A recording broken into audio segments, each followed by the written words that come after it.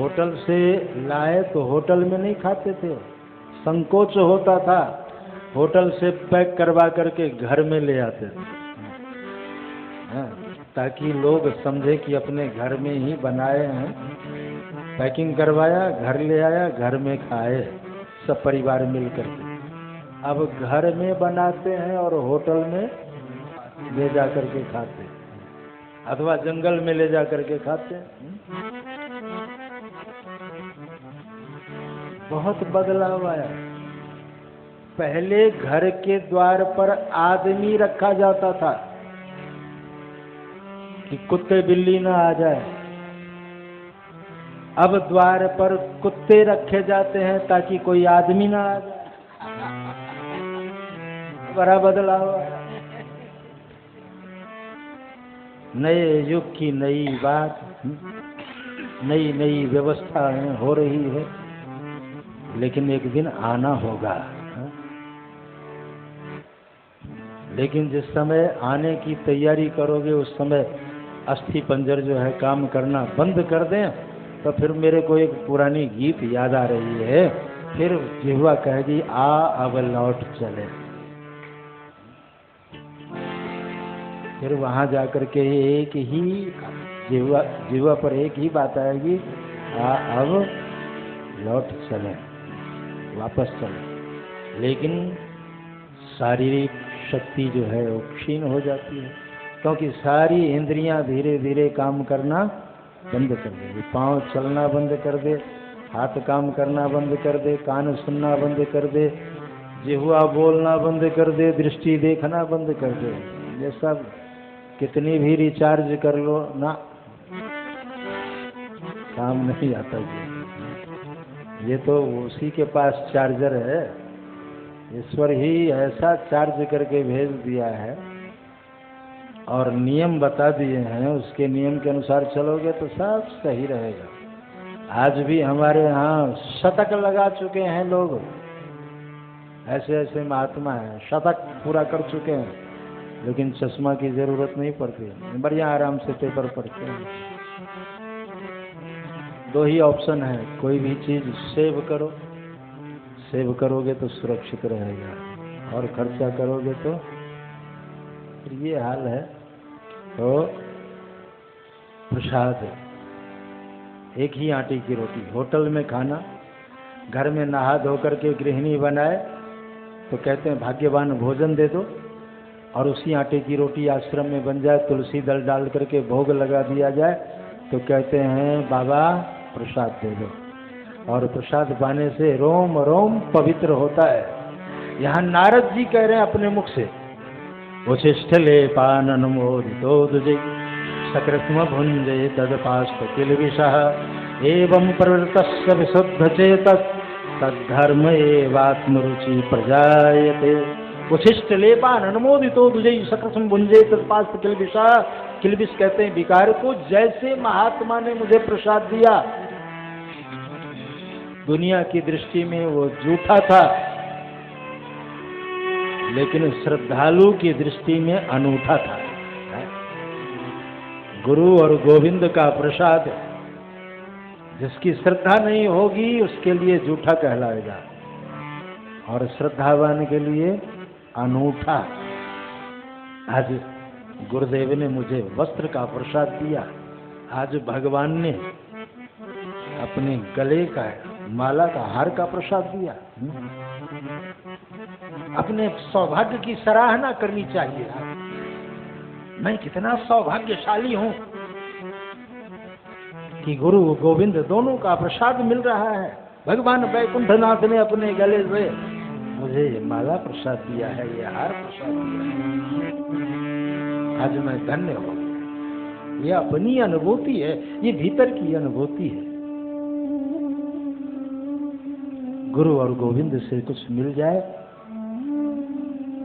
उस आशीर्वाद का, उस प्रसाद का बड़ा महत्व है। अगर साधक समझ ले तो। नारद जी ने इस बात को समझा कि प्रसाद पाते ही सारे किलबिश दूर, और एवं प्रवृत्तस्य विशुद्ध चेतस, प्रसाद पाते ही विकार नष्ट हुआ और तद्धर्म एवात्म रुचि प्रजायते, मेरी रुचि हो गई। कीर्तन करने की जो रुचि नहीं थी, अब भीतर से कीर्तन करने की रुचि हो रही है, कथा सुनने की रुचि हो रही है, ताली बजाने की भी रुचि हो रही है। ये सारी रुचियां जो हैं, ये तभी संभव है जब हृदय की सारी मलिनता दूर हो जाए।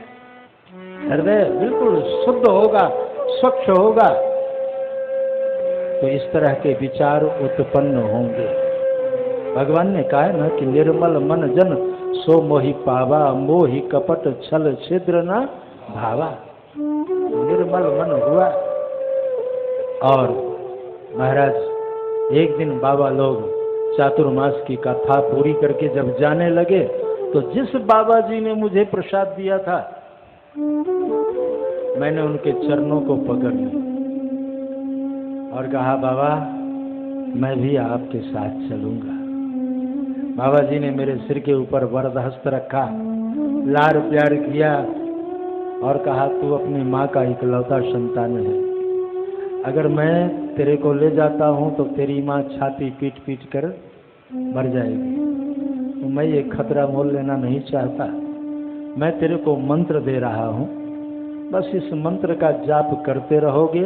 जब तुम सयाने होगे तब मैं तुम्हें यहाँ से ले जाऊँगा। बाबा लोग चले गए। मैं टकटकी लगा करके देखता रहा जब तक आंखों से ओझल नहीं हुए। आंखों से ओझल होने के बाद मेरा मन कहीं लग नहीं रहा था, बस बाबा की याद, महात्माओं के संग बिताए हुए क्षणों को याद कर रहा था। एक वृक्ष के नीचे बैठ गया। इतने में एक बालक आया और कहा, तू यहाँ बैठा है, तेरे माताजी को सर्पदंश हो गया।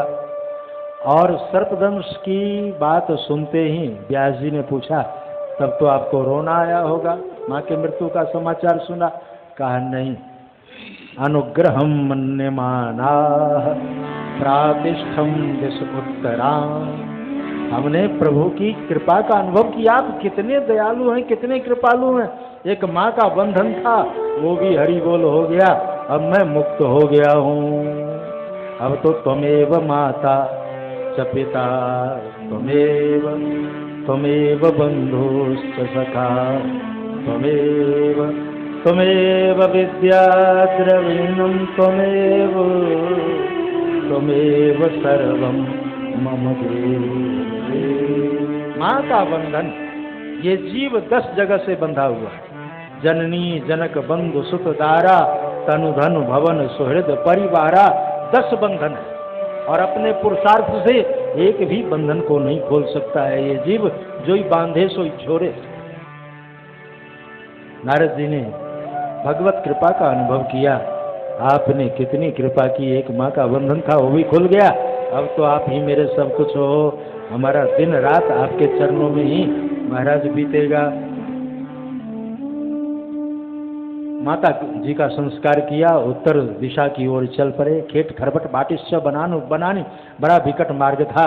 प्यास लगी, जल पान किया और एक पीपल वृक्ष के नीचे बैठ करके महात्मा जो मंत्र दिए थे उसी का अनुसंधान करने लगे। मंत्र जाप करने लगे, समाधि लगी और आकाशवाणी सुनाई दिया। एक झलक परमात्मा का देखा, उसके बाद अंतर ध्यान।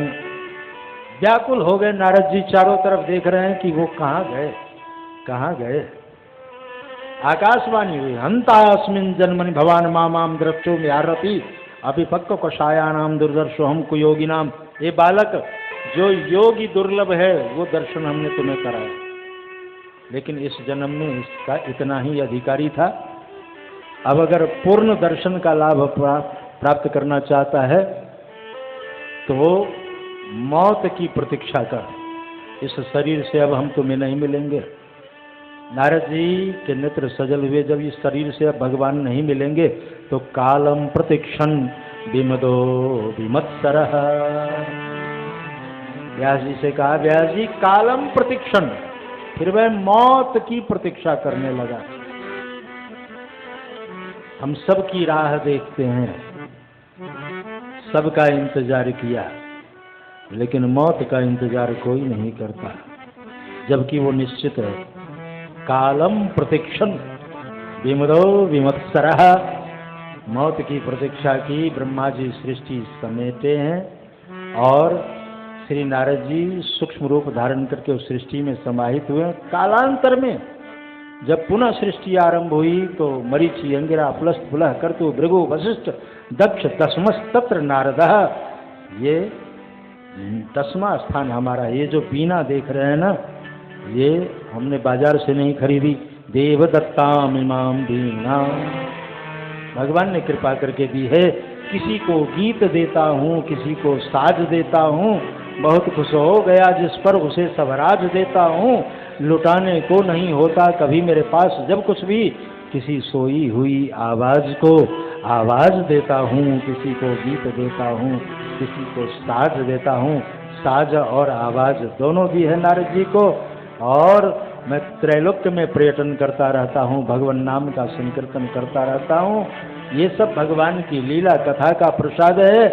इसलिए मैं तो कहूँगा आप लीला कथा लिखो।